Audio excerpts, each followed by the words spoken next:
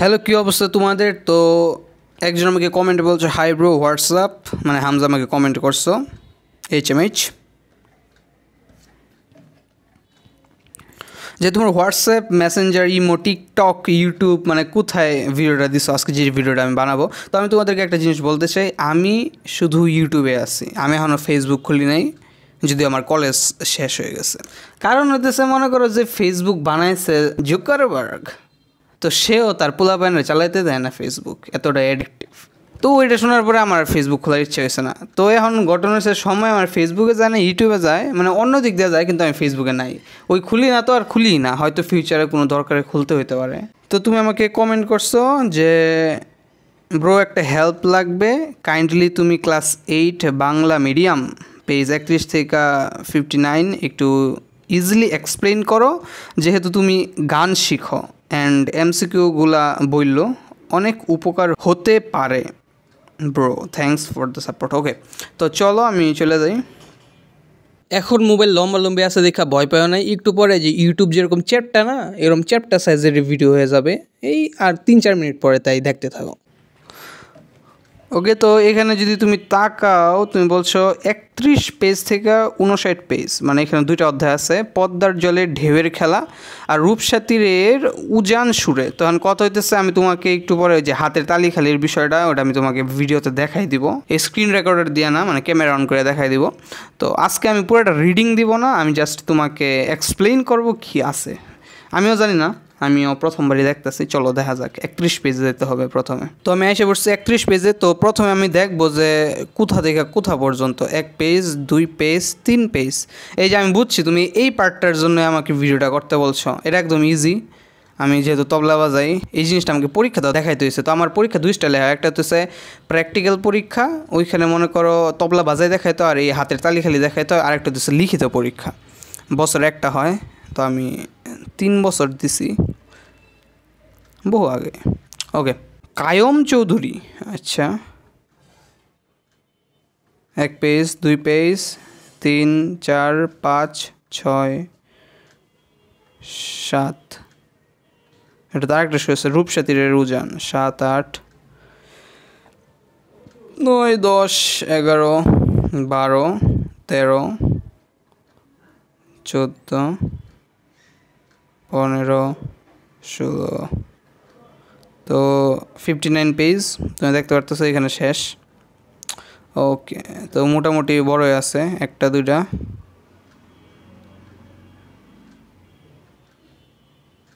তিনটা।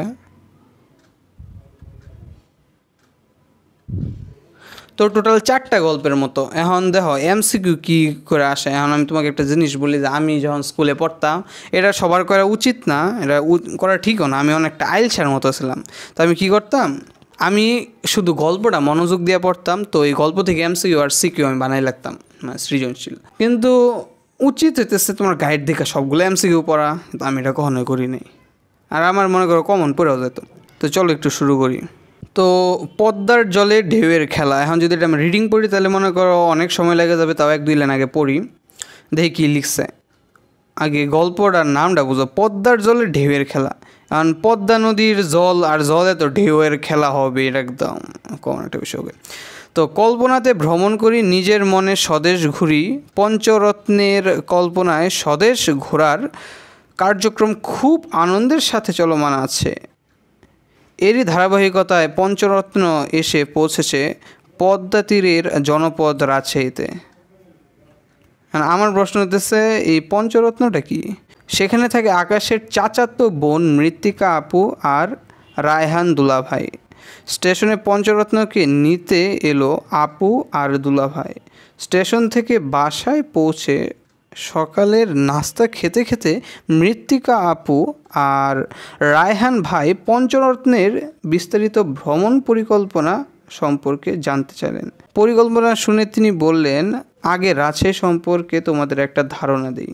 আচ্ছা, তো পঞ্চরত্ন একটা ব্যক্তির নাম। প্রথম লাইনে বুঝে যেতেছে কল্পনাতে ভ্রমণ করি, নিজের মনে স্বদেশ ঘুরি, মানে কল্পনার জগতে নিজের দেশটা ঘুরবে। তারপর ব্লা ব্লা ব্লা, এখানে কী লিখছে আরও, রাজশাহী, নাটোর, নওগাঁ, চাঁপাইনবাবগঞ্জ, পাবনা, সিরাজগঞ্জ, বগুড়া, জয়পুরহাট, এই 8টি জেলা নিয়ে গঠিত হয় রাজশাহী বিভাগ। এই তো তুমি এমসিকিউ চেয়েছেন, একটা সুন্দর এমসিকিউ আছে যে হয়তো এতগুলো নাম আসবে না, কয়টি জেলা নিয়ে রাজশাহী বিভাগ গঠিত। তো এটা হইতেই পারে, তোমাকে লিখতে হবে 8টা। একটু রিডিং দিয়ে রাখো যাতে এমসিকিউ আসলে কিছু একটা মাথায় থাকে, যে রাজশাহী, নটোর, নওগাঁ, চাঁপাইনবাবগঞ্জ, পাবনা, সিরাজগঞ্জ, বগুড়া, জয়পুরহাট, এই 8টা জেলা নিয়ে গঠিত হয় রাজশাহী বিভাগ। তো যেখানে দেখবে এরকম নাম আছে বা জায়গার নাম, ওইগুলোই বেশি ইম্পর্টেন্ট। বিভাগের প্রতিটা জেলা প্রাচীন ঐতিহ্যে সমৃদ্ধ। তো এটা একদম ইউজলেস একটা লাইন, কমন লাইন। তাছাড়া সিল্কের কাপড় আর রাজশাহীর আম, এই 2 পণ্য বিশ্বের অনন্য বললেন রায়হান ভাই। তো এই দেখো এইখানে একটা সুন্দর এমসিকিউ আছে, একটা না 2টা আছে। তো অনন্য মানে হইতেছে বিখ্যাত। তো এখানে সিল্কের কাপড় বিশ্ববিখ্যাত, এটা একটা এমসিকিউ হতে পারে, অথবা রাজশাহীর কি বিশ্ববিখ্যাত বা বিশ্বে অনন্য, তোমাকে লিখতে হবে আম। ওকে, তো এখন আমি একটু স্কিপ করব কারণ এখানে একদম রিডিং হয়ে যাবে বেশি। তো বুঝতে পারতেছেন ঘোরাঘুরির ঘটনা লেখছে হয়তো। পরিকল্পনা অনুসারে এবার তারা পদ্মা তীরের জেলা রাজশাহীকে ঘুরে দেখার জন্য বেরিয়েছে। প্রথমে তারা গেল পদ্মার পাড়ে, সেখানে নদী তীরে জেগে ওঠা চরে মাসব্যাপী মেলা চলছে। তো এখন জাস্ট বাংলা একটা নর্মাল গল্পের মতো চলতে থাকবে, তারপর এখানে মেলা। তো আমি একটু স্কিপ করলাম, হ্যাঁ। তারপর আমরা নিচে যাই, এখানে দেখা যাইতেছে মেলা। একটা মেলায় কি হয়, এ দেখো গান গাইতেছে এবং নাচানাচি হইতেছে, একজন খোল বাজাইতেছে এবং সবাই শুনতেছে। তারপর নিচে কি লিখছে, এখানে একটা কবিতার মতো লিখছে, পদ্মার ঢেউরে মোর শূন্য হৃদয় পদ্ম নিয়ে যা যা রে, এই পদ্মে ছিল রে যার রাঙা পা, আমি হারাইছি তারে। আমার মনে নেই এটা এত ইম্পর্টেন্ট। ওকে ওকে ওকে, তা আমার জোনে ঢুকতেছি। তো এই স্তবকটা আমি ইম্পর্টেন্ট মনে হতেছে, এই স্তবকটা আমি পড়ব। পঞ্চরত্নের মধ্যে সমীর আগে থেকেই গান শিখে। আচ্ছা, মায়ের কাছে গান ও গানের তাল সম্পর্কে সে জেনেছে। বিষয়টি জানা থাকার ফলে সমীর তার বন্ধুদেরকে বিষয়টি বুঝিয়ে বলল।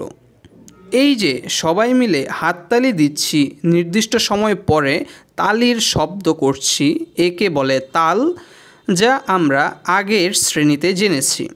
এখানে গানটি যে তালে চলছে সেটা হলো 6 মাত্রার বা 6 সংখ্যার, 1 2 3 4 5 6 এরকম। 4 মাত্রা মানে কি 1 2 3 4 এরকম আর কি, মানে একটা বিটে চলতে থাকবে, 6 মাত্রায় একটা বোল শেষ। এই তালকে বলা হয় দাদরা তাল। দাদরা তালের সংখ্যা এবং বোল সম্পর্কেও আমরা আগে জেনেছি। ওকে, তোমাকে আমি তবলায় দাদরা তাল বাজাও শোনাবো এখন, দাঁড়াও। আকাশ জানতে চাইলো আগের ক্লাসে তারা দাদরা তালটি শিখেছে, কিন্তু এই গানের সাথে সেটা মিলছে না কেন। এখন দেখো এক একটা গান এক এক রকম, যেমন তুমি মধু হই হই আরে বিষ হাওয়াইলা, এই গানের সাথে তুমি দ্রুত দাদরা মিলাইতে পারবা, মধু হই হই আরে বিষ হাওয়াইলা। কিন্তু এটার সাথে যদি তুমি ধাত্তু নাত্তু নাত্তু ধাত্তু মধু হই হই আরে বিষ, দেখছো এক একটা তাল এক একটা গানে হয়। আবার এমনও কিছু গান আছে যেটার মধ্যে মাল্টিপল তাল থাকে, মনে করো দাদরা কাহার বাইরম ত্রিতাল, তো ওইখানে তোমাকে বুঝতে হবে। আর নর্মালি একটা গান একটা তালি হয়, তুমি যদি তবলা একটা বোল শিখো, ওই একটা তালি বাজাইতে থাকবা ব্যাকগ্রাউন্ডে এবং গানের সাথে চলতে থাকবে। কিন্তু এই গানের সাথে সেটি মিলছে না কেন? কারণ হতেছে ওই গানটা ওই তালের না, নিশ্চয়ই এই কারণে, হয়তো দাদরা তালের না। এই কথা শুনে সমীর বলল, আমরা তো আগের শ্রেণীতে জেনেছি, খালি আগের শ্রেণী করতেছে, আমরা তো আগের শ্রেণীতে জেনেছি প্রত্যেকটি তালের 3টা লয় আছে। সে অনুযায়ী দাদরা তালের চলন অনুসারে এটির 3টা লয় আছে, যথা বিলম্বিত লয়, মধ্য লয়, দ্রুত লয়। ওকে, আমিও শিখতেছি অনেক কিছু। গানের ধরন অনুসারে তার, এই যে দেখো এর একটা এমসিকিউ, দাদরা তালের চলন অনুসারে এটির কয়টা লয় আছে? 3টি লয় আছে, বা দাদরার 3টা কী আছে, লয় আছে, এটা একটা এমসিকিউ হতে পারে। তুমি আমাকে এমসিকিউ বলতে বলছো, আমি কিছু এমসিকিউ বলতেছি আমার যেগুলো মনে হইতেছে। 2টা এমসিকিউ বললাম এখন পর্যন্ত, 2টা 3টা। তো কী কী, এটাও ক নাম্বার আসতে পারে যে দাদরা তালে 3টি লয় লেখো, বিলম্বিত লয়, মধ্য লয়, দ্রুত লয়। ওকে, মানে বিলম্বিত হইতেছে আমার মনে অনেক স্লো, মধ্য লয় মানে একটু ফাস্ট, আর দ্রুত লয় মানে অনেক দ্রুত বাজানো, ওকে, গানের ধরন অনুসারে তার তাল এবং লয় নির্ধারিত হয়। কোনো গান বিলম্বিত লয়ে হয়, কোনোটি মধ্য অথবা দ্রুত লয়ে গাওয়া হয়। যে কোনো তালের বিলম্বিত গতিকে দ্বিগুণ কিংবা তিনগুণ করলেই তালের লয় বা গতি বেড়ে যায়। ওকে ওকে ওকে, যেমন আমি তোমাকে বলি ধা ধি না না তি না, এটা এক তালে মানে এক গুণে বাজালাম। হ্যাঁ, যদি আমি মধ্যলয় বা দ্বিগুণ করি ধা ধি না না তি না, আর যদি আমি এটাকে দ্রুত বাজাই তাহলে ধা ধি না না তি না, তাহলে কি ধা ধি না না তি না, ধা ধি না না তি না, ধা ধি না না তি না, ধা ধি না না তি না ধা। তো এই হইতেছে কথা, মানে এটা বুঝাইছে এক গুণ, দুই গুণ আর তিন গুণ। এই পাঠে আমরা হাতের তালি দিয়ে দ্রুত দাদ্রা তাল অনুশীলন করব। আচ্ছা, হাতের তালি দিয়ে অনুশীলন করবো, এটা আমি তোমার এখন দেখাইতেছি, ওয়েট করো। তো এখানে দেখো কী কী লিখছে আগে তুমি দেখো, আমি তোমাকে বলি। ধায়ের উপরে দেখো প্লাস আছে, তালি খালি 1 2 3 4 5 6, 6 মাত্রা দেখছো। তো ধা ধি না না তু না, তো এটা আমি এভাবেও বাজাই, এটার অনেক তাল হচ্ছে ধা ধি না না তি না, এই তুনার জায়গায় তিনা এটাও বাজানো যায়, একই কথা, বা তুনা। ধা ধি না না তু না।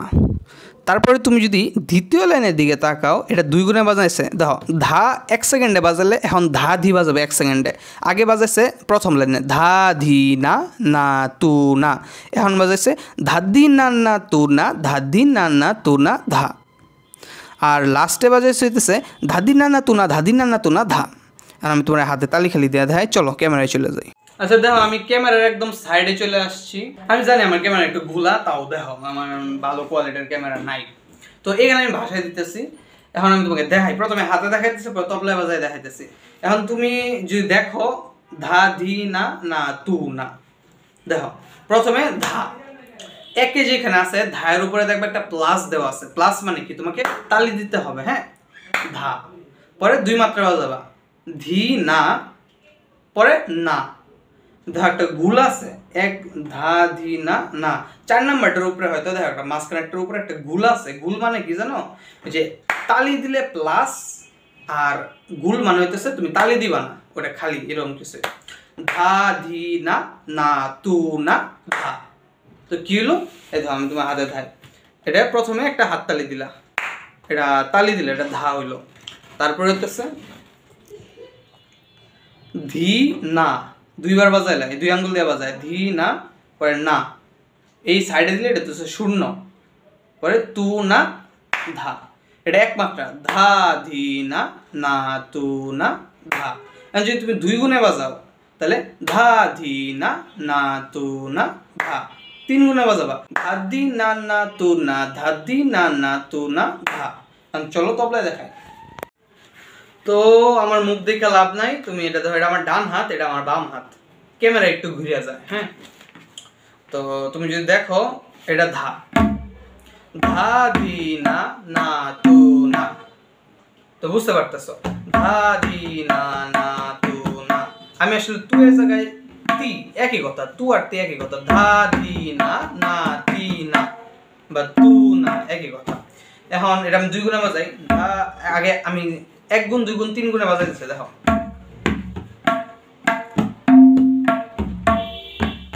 এটা 1 গুণ,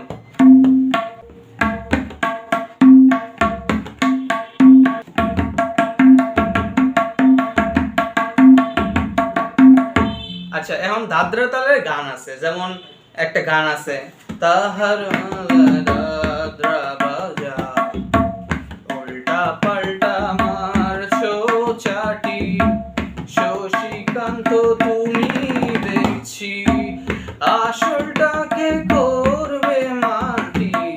এখন যদি আমি দাদরা গানে ত্রিতাল বাজাই ধা দিন দিন দা দা দিন দিন দা না দিন, তাহলে মিলবে না। তাহার বালায় দাদরা মানে এরকমই আর কি, যেই গান যেই তালের ওই গানটা ওই তালে বাজাইতে হবে। তো চলো আমরা আবার স্ক্রিন রেকর্ডারে চলে যাই। ওকে, তো আমরা আবার এসে পড়ছি। তো আশা করি এই 3টা লাইন তুমি বুঝতে পারছো, ধা ধি না না তু না, ধা ধি না না তু না। ওকে, তো যে দেখো 1-এর উপরে প্লাস আছে মানে তালি দিছি, 4-এর উপরে দেখো শূন্য আছে, ওটা হচ্ছে খালি, মানে ওটা আমি তালি দিব না, ফাঁকা যাবে। আবার দেখো শেষে 6 মাত্রা শেষ হইলে এই যে শেষে আবার প্লাস দেয়া 1 লেখা, ধা। এখানে তুমি এন্ড করতে পারো অথবা তুমি আবার এটা রিপিট করতে পারো। দেখো শেষের এক আর ফার্স্টের এক ধা সেম, মানে তুমি সেম বোলটা বারবার বাজাতে পারো, তাই এই শেষের ধাটা আর প্রথমের ধাটা সেম, গুল হয়ে ঘুরতে থাকবে রিপিটে। তো আমরা নিচে যাই, এই ডান দিকে লেখায় তো দেখো একমাত্রায় লিখলে এমন, দ্বিগুণ করলে এমন, তিনগুণ করলে এমন। মানে এই যে আমি যে তবলা বাজাই, এখন ভুলগুলা তো আমার সব মাথায় রাখা সম্ভব না, খাতায় লিখতে হবে, এখন ভুলগুলা এই স্টাইলে লেখে। তো আমরা আরেকটু নিচে যাই। এবার সবাই মিলে হাতে তালি দিয়ে দাদরা তালের দ্রুত চলন শিখে নিল। আচ্ছা শিখলো, আমি তো তোমার দেখালাম কীভাবে হাতের তালি খালি দেওয়া করতে হয়। গানের তালটি সম্পর্কে জানবার পর কোরাসে গানটি গাইতে সবার বেশ ভালোই লাগলো। এরই মধ্যে মেলা অঙ্গনে মাইকের ঘোষণা থেকে তারা জানতে পারলো আজ বিকেলে মেলার মঞ্চে রাজশাহী অঞ্চলের লোক গান পরিবেশন করবে। তারপর আবার গল্প শুরু হয়ে গেছে। আমি গল্প পড়ে আর ইন্টারেস্টেড না, আমি তোমাকে বলতেছি, পরে রিডিং দিবা, দিয়ে আরও কিছু আছে নাকি বলার মতো। পরে গম্ভীরা গান, গম্ভীরা গান কি আবার আমিও একটু বুঝি, তুমিও বুঝো। এবার রায়হান ভাই গম্ভীরা সম্পর্কে বলতে লাগলেন। সিরিয়াসলি আমি গম্ভীরা ওয়ার্ডটা জানি না, দেখি কি এটা। গম্ভীরা গানের আদি উৎপত্তিস্থল পশ্চিমবঙ্গের মালদহ অঞ্চলে। এই দেখো একটা এমসিকিউ এসে পড়ছে, গম্ভীরা গানের আদি উৎপত্তিস্থল কোথায়? পশ্চিমবঙ্গের মালদহ অঞ্চলে। তবে আধুনিক গম্ভীরা গানের সৃষ্টি হয়েছে বাংলাদেশের চাঁপাইনবাবগঞ্জ জেলায়। এটাও প্রশ্ন হতে পারে ক নম্বরে, যে আধুনিক গম্ভীরা গানের সৃষ্টি হয়েছে কোথায়? বাংলাদেশের চাঁপাইনবাবগঞ্জে। ওকে, আধুনিক এই গম্ভীরা গানের প্রবর্তক কিংবদন্তি শিল্পী ওস্তাদ শেখ সফিউর রহমান ওরফে সুফি মাস্টার। এটাও এমসিকিউ হইতে পারে যে গম্ভীরা গানের প্রবর্তক কে? সুফি মাস্টার। অত লম্বা নাম মুখস্থ করে লাভ নেই, সুফি মাস্টারটা লিখে দেবে যদি কতে আসে। দেশভাগের পর তিনি গোমস্তাপুর রহনপুর বাজার এলাকায় পরিবারসহ স্থায়ীভাবে বসবাস করতেন। আচ্ছা, কে গান বানাইছে তার হিস্টোরি বলতেছে, গম্ভীরা ওয়ার্ডটার মানে বলতেছে না। আমি যা বুঝলাম যে গানের অনেক ধরন আছে, তার একটা ধরন হইতেছে গম্ভীরা। তো এখানে কি বলছে, এর মধ্যেই সমীর প্রকৃতি ও পরিবেশ নিয়ে বিভিন্ন শিল্পীর রচিত গম্ভীরা গানের সাথে নিজের মতো করে নতুন কথা সংযোজন করে গম্ভীরা গান রচনার চেষ্টা শুরু করে দিল। পরের দিন সমীর বেশ আগ্রহের সাথেই গম্ভীরা গানের যে অংশগুলো সে লিখেছে তা সুর সহযোগে গেয়ে শোনালো। সবটাই রিডিং দিও। যেমন এখানে একটা লাইন আছে, গানের সুরটি বিশেষ গঠনের হওয়ার কারণে এটি গম্ভীরা সুর নামেই পরিচিত হয়েছে। তবে গম্ভীরা গানকে জাতীয় ও আন্তর্জাতিকভাবে জনপ্রিয় করে তোলেন চাঁপাইনবাবগঞ্জেরই আরও দুজন কৃতি সন্তান। তারা হলেন রকিব উদ্দিন এবং কুতুবুল আলম জুটি, মানে তারা দুজন এই গানটাকে আরও ইয়ে করছে। এখন দেখি কী গানটা বানাইছে। বন্যা, খরা, ঝড়, জলোচ্ছ্বাস, প্রাকৃতিক দুর্যোগ যত হয়, বৃক্ষ ছাড়া চারপাশের এই পরিবেশ বাঁচানোর উপায় নাই। দেখো, গান বানানোর সিস্টেম হতেছে প্রথমে তোমার মনের কথাগুলো লেখবা, তারপর ওই কথাগুলোকে তুমি একটা বিটে বা একটা তালে তালে বলার চেষ্টা করবা। এবং যদি বলতে গিয়ে দেখো যে এই তালে হইতেছে না, তখন হয় কিছু ওয়ার্ড কমাইতে হয় অথবা কিছু ওয়ার্ড এর সমার্থক শব্দ ইউজ করে ওটাকে একটু ছোটো করতে হয় যাতে তালে তালে হয়। তো এখন এটাতে তাল দেশে, যেমন আমার সোনার বাংলা আমি তোমায় ভালোবাসি, আমি সুর দিলে আমার সোনার বাংলা, এরকম আর কি। তো গম্ভীরা গান মানে বুঝতে পারছো, এটা হচ্ছে গানের একটা ধরন, এই আর কি আমি যা বুঝলাম। আমরা একটু আগাই। রাজশাহী সিল্ক, দেখো রাজশাহীর সিল্ক অনেক জনপ্রিয়, রাজশাহীর সিল্ক কাপড় আর আম। তো এখানে সিল্ক নিয়ে কথাবার্তা বলছে, আমি আর রিডিং দিতেছি না। সিল্ক ফ্যাক্টরি, তো দেখো এই যে ফ্যাক্টরিতে কী স্টাইলে শাড়ি বানায়। তুমি বৈশা ধৈর্য নিয়ে আস্তে ধীরে রিডিং দিবা, এখানে তুমি রিডিং দিলে সব কিছু বুঝে যাবা। আর এমসিকিউ কি স্টাইলে বুঝতে পারতেছো, কোথাও নাম থাকলে জায়গা থাকলে বলছি। তারপরে বলছে এই পাঠে আমরা কাগজ কেটে ছবি আঁকার ছন্দ ব্যবহার করে নকশা করব। ভাই এগুলো একদম লেম, কিছু বলার নাই আমার, ক্লাস 8-এর বাচ্চারা এইটা করাইতেছে। তারপরে কি বলছে, কায়ম চৌধুরী, শিল্পী কায়ম চৌধুরী। তো কায়ম চৌধুরী আমরা চিনি না কেউই, সত্য কথা, আমরা শুধু রবীন্দ্রনাথ আর কাজী নজরুল ইসলামকে চিনি। তো আন্ডাররেটেড ক্যারেক্টার, তো তার বিষয়ে এখানে বলছে। তো এইখানে আমার বলার মতো কিছু নেই। শিল্পী কায়ুম চৌধুরীর কিছু শিল্পকর্ম, আচ্ছা সে কি সিঙ্গার না আর্টিস্ট এটাই বুঝতেছি না, একটু পড়ি দাঁড়াও। শিল্পী কায়ুম চৌধুরী 1332 সালে ফেনী জেলায় জন্মগ্রহণ করেন। এই ধর এমসিকিউ চাও, এখানে 2টা এমসিকিউ আছে, কত সালে জন্মগ্রহণ করে এবং কোথায় জন্মগ্রহণ করে বা কোন জেলায়। ফেনীতে জন্মগ্রহণ করে 1932 সালে। তিনি 1949 সালে আর্ট ইনস্টিটিউটে ভর্তি হন এবং 1954 সালে কৃতিত্বের সঙ্গে শিক্ষা সমাপন করেন। ওকে, তো আমরা বুঝতে পারছি সে একজন আর্টিস্ট। তো এখানে তার একটা ছবি দিছে। আচ্ছা দেখো, আমি একটা মজার কথা বলি, যেই ছবি দেখে আমরা সুন্দর বলি ওইটার দাম হইতেছে 100-200 টাকা, আর যেই ছবি দেখে আমরা কিছু বুঝি না মাথার উপর দিয়ে যায় ওই ছবির দাম হইতেছে 1 লক্ষ 2 লক্ষ টাকায়। যে ইংরেজি সিনেমাগুলো যে দেখি ওইখানে একই অবস্থা। যেই ছবি আমি দেখে বুঝি যে এখানে ফুল পাতা আছে, কত সুন্দর একটা ছবি, এটার দাম 100-200 টাকা। আর একটা ছবি আঁকছে উল্টাপাল্টা করে, মানুষের মুখ মাঝখান দিয়ে কাটা অথবা একটা আউল ফাউল কিছু, ওইটার দাম বলে 3 লক্ষ 4 লক্ষ টাকা। আসলে আর্টিস্টরা যে কী করে আমার মাথার উপর দিয়ে যায়। এই ছবির ভিতরে অনেক কিছু আছে। তো এটা তোমরা দেখতে পারতেছো, আমরা সাধারণত আগে পেন্সিল দিয়ে ছবি আঁকি, তারপর এটার বর্ডার করি, তারপর রং করি। তো এইখানে আমি দেখতে পারতেছি ডাইরেক্ট রং দিয়ে এঁকে ফেলছে, মানে কোনো পেন্সিলের দাগ নেই, রঙে রঙে আঁকছে। আর এইসব ছবি আঁকা আসলে একটু হার্ড, কারণ রং দিয়ে লেডা বেটা হয়ে যায়। এই দেখো, মনে করো যে এখানে একটা ছবি দেখতেছো, এটার নাই আগা নাই মাথা, নিচে মনে হচ্ছে একটা ফুল। তো আমি তোমাদের সাথে আমি মূলত একজনের জন্য ভিডিওটা করতেছি, আরও 2-3 জন দেখতে পারো যাদের দরকার আছে, তুমিও শেয়ার করে দিতে পারো তোমার কোনো বন্ধু থাকলে। তো এখানে দেখো তুমি, আমি মজা করে বলতেছি, উপরে মনে হচ্ছে একটা ফুলের একটু অংশ আর নিচে একটা ফুল, এটা ছাড়া কিন্তু আর কিছুই বুঝতেছি না। এই ছবির দাম দেওয়া হবে অনেক, যে ছবি আমাদের সরল মাথায় ঢুকবে না। হ্যাঁ, ঋতু 2 মাধ্যম জল রং দিয়ে আঁকছে। ওকে, এই ধর এটা একটা সুন্দর ছবি, এটা আমরা দেখে বুঝতে পারতেছি যে একটা লাইট টাওয়ারই তো মনে হইতেছে। এখানে ডান দিকে একটা পাহাড়। ওকে ভাই, ছবিগুলো অফ অফ সেই হয়েছে, এই ছবিটা একের হয়েছে।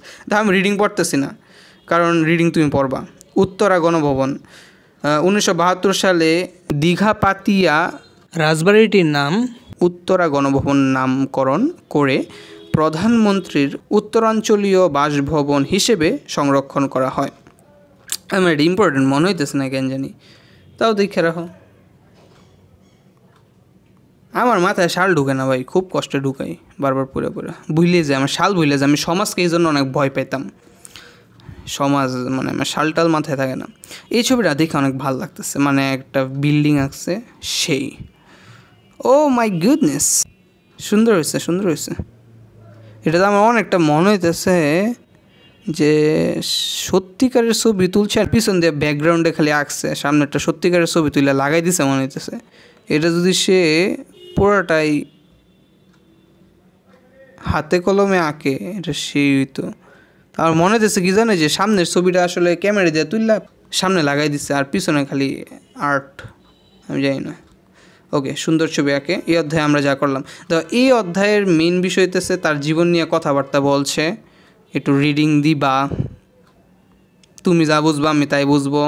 তার জন্মসাল মৃত্যুসাল এটা মনে রাখার চেষ্টা করবা। আর সে আর্ট বিষয়ে পড়াশোনা করছে, কোথায় পড়াশোনা করছে, এগুলো ইম্পর্টেন্ট। আর আমরা লাস্ট গল্পে এসে পড়ছি। তুমি বলছো ব্রিফিং করে দিতে, আমি ব্রিফিং করে দিতেছি। ভিডিওটা এমনি লম্বা হয়ে যেতেছে অনেক, আশা করি এখনও আমার সাথে আসো। রূপসা তীরের উজান সুরে। আচ্ছা, তো প্রথম কয়েক লাইন একটু ইম্পর্টেন্ট, আগে পড়ে নিই, দেখি কী আছে এখানে। খুলনা জনপদ একটি শিল্প সমৃদ্ধ জনপদ হিসেবেই পরিচিত। বাংলাদেশের প্রাচীন নদীবন্দরগুলোর মধ্যে খুলনা অন্যতম। আচ্ছা, তাহলে নদীবন্দরগুলোর মধ্যে অন্যতম কোন নদীবন্দর? খুলনা নদীবন্দর। আমরা একটু আগাই, হ্যাঁ। মানুষ ভজলে, ওকে, এটা তো দ্রুত দাদের গান। মানুষ ভজলে সোনার মানুষ হবি, মানুষ যারা খেপারে তুই মূল হারাবি, হায় রে মানুষ ভজলে সোনার মানুষ হবি। এটা দ্রুত দাদের গান, ধাতুনার না ধিনা, সমীরের দিদি এবং দাদা। আচ্ছা, উপরে কি লিখছে, এই গানটা কেন দিছে? খুলনা বিভাগে আসার পথে তারা ট্রেনে বাউল সাধক লালনের গান শুনতে পায়। ওকে, তো একটা মজার ঘটনা বলে, আমার এক আঙ্কেল আছে, দিদার আঙ্কেল, সে গিটার বাজায়।